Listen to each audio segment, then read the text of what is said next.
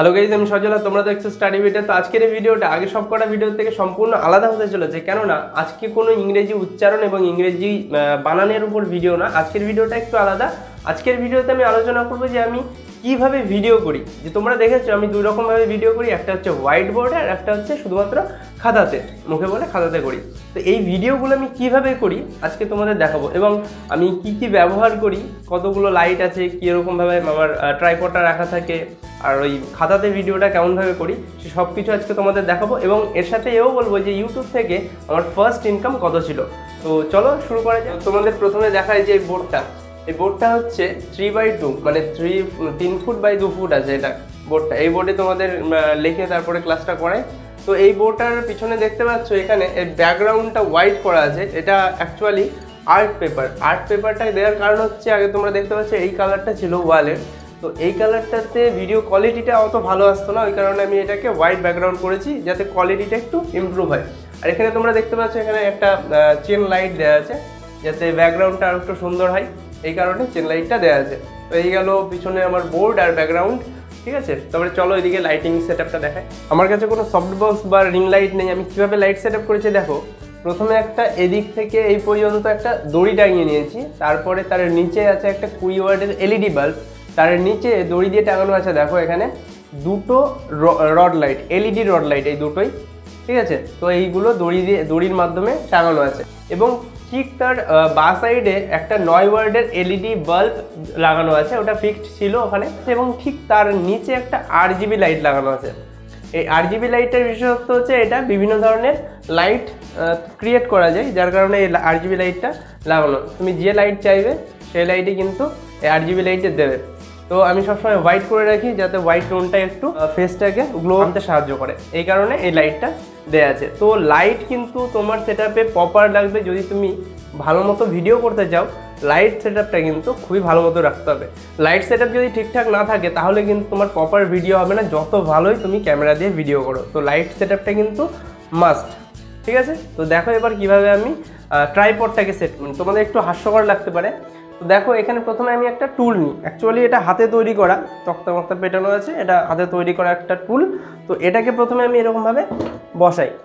এটা বসানোর পরে আমি এখানে দেখতে পাচ্ছি তোমরা একটা এলইডি টিভির ঢপ, এই এলইডি টিভির ঢপটাকে এর উপরে বসাই। এবার এটা করার কারণ কি? এটা করার কারণ হচ্ছে আমার যে ট্রাইপডটা আছে, এই ট্রাইপডটার হাইট 3.5 ফিট। 3.5 ফিট হাইট, যেহেতু এটা 3.5 ফিট হাইট, সেহেতু যদি এটাকে শুধু এরকমভাবে রেখে যদি আমি ভিডিও করতে যাই তাহলে এর হাইট অনেকটা নিচে থাকে। যেহেতু অনেকটা নিচে থাকে তাহলে এটা এরকমভাবে ভিডিও করা সম্ভব নয়। আর আমি যেহেতু দাঁড়িয়ে ভিডিও করি সেহেতু এটাকে উঁচু করার জন্য আমি এই ব্যবস্থা করেছি। তো এটাকে আমি তারপরে এর উপরে চাপিয়ে নিই, এবং এর উপরে চাপালে মোটামুটি একটা আমার হাইটে এটা চলে আসে, ঠিক আছে।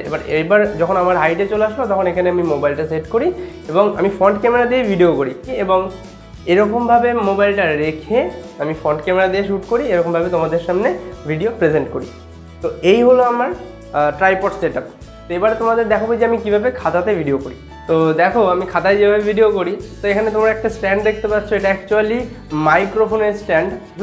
তো এই স্ট্যান্ডটা আমি কাকুর কাছ থেকে নিয়েছি, আমার ছোটো কাকার কাছ থেকে নিয়েছি। যেহেতু আমার ছোটো কাকার মাইকের ব্যবসা আছে, সেখান থেকে আমি একটা মাইকের স্ট্যান্ড চেয়ে নিয়েছি।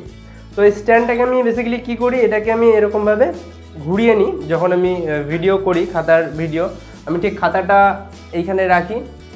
যখন খাতার ভিডিও করা হয় তখন আমি ঠিক এখানে বসে নিই এরকমভাবে।